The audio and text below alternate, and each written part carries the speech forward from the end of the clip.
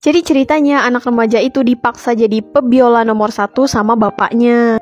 Bapaknya ini bahkan sampai ngajari langsung anaknya, dan kalau misalnya ada satu aja kesalahan kecil, maka anaknya akan dipukul kayak gitu. Setiap hari anaknya ini selalu nahan sakit ketika sedang mandi.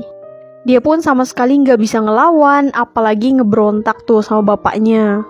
Karena bapaknya ini tipe orang tua yang sangat ngekang anaknya. Di bawah lantai kamarnya, anak remaja ini taruh miniatur kota yang udah dia buat sejak lama. Setelah selesai, dia pun sembunyiin lagi tuh miniatur kota yang udah dia buat karena takut ketahuan sama bapaknya.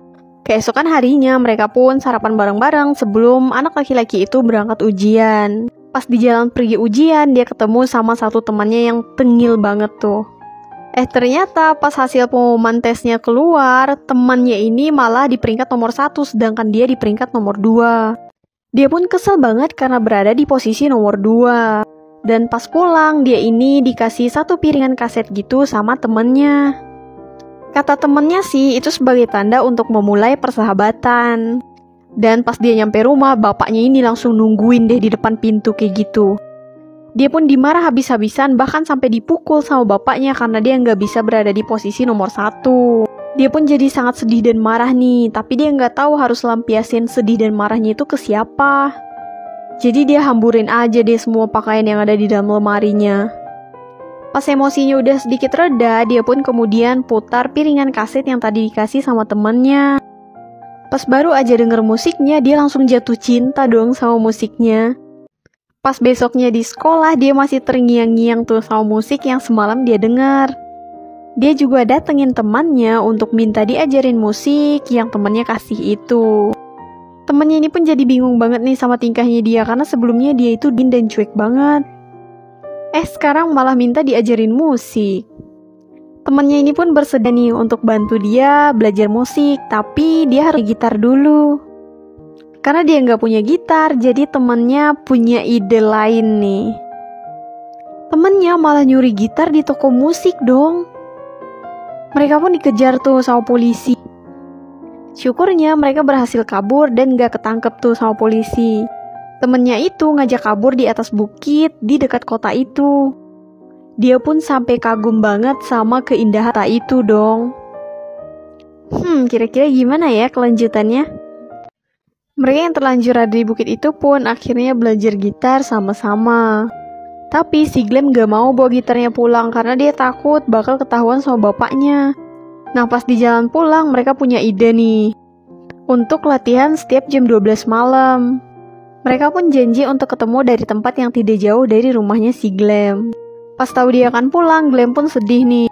Nah bener aja kan, pas di rumah dia dipukul tuh sama bapaknya. Bapaknya ini sering banget marah sama Glenn, bahkan Glenn itu nggak boleh ngelakuin salah sekecil apapun. Glenn harus benar-benar terlihat sempurna di mata bapaknya. Glenn pun capek banget tuh sama perlakuan bapaknya, tapi dia sama sekali nggak bisa ngelawan guys. Setelah dipukul sampai tangannya berdarah-darah, Glenn ini pun membalut lukanya tuh di kamar.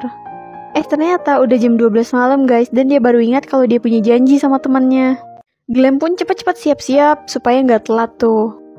Dan dia pergi pakai tali yang diulurin lewat jendela kamarnya. Dia pun sangat hati-hati supaya nggak ketahuan sama bapaknya.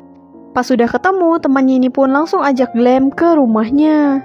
Dan ternyata di rumah temannya itu ada banyak banget kaset-kaset yang bernuansa metal. Tanpa lama basa-basi, mereka pun langsung belajar tuh. Karena Glenn suka banget sama gitar dan musik rock, jadi dia nggak perlu waktu lama deh untuk belajar kunci-kunci apa aja yang harus dia kuasai. Dengan sekali ngeliat aja dia udah langsung bisa dong. Dia pun jadi seneng banget nih karena udah bisa. Tuh kalian lihat sendiri deh, Glennnya jadi seneng banget kan.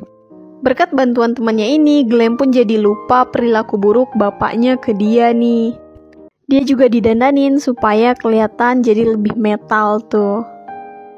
Dia juga selalu mencatat kunci-kunci yang dia pelajari di buku rahasianya. Dia dan temannya bahkan bergabung dalam satu grup band metal gitu. Dan sejak saat itu dia ini selalu tersenyum dimanapun dan kapanpun. Bapaknya ini pun sampai bingung nih sama perubahan perilaku anaknya. Karena anaknya ini selalu tersenyum bahkan saat sedang dipukul sama bapaknya. Bapaknya tanya tuh, apa yang terjadi sama anaknya? Anaknya hanya jawab gak ada apa-apa. Dan mereka akan melakukan konser untuk pertama kalinya dong. Dia terpaksa harus berbohong tuh sama bapaknya supaya bisa keluar dari rumah. Tapi tali jendelanya menjuntai dong. Pada saat malam hari setelah pulang konser, dia pun kaget tuh ngelihat bapaknya tiba-tiba nunggu depan rumah. Dan dia sadar ternyata rahasianya selama ini ketahuan. Nah, karena itulah dia memilih untuk pergi dari rumah. Cerita pun selesai.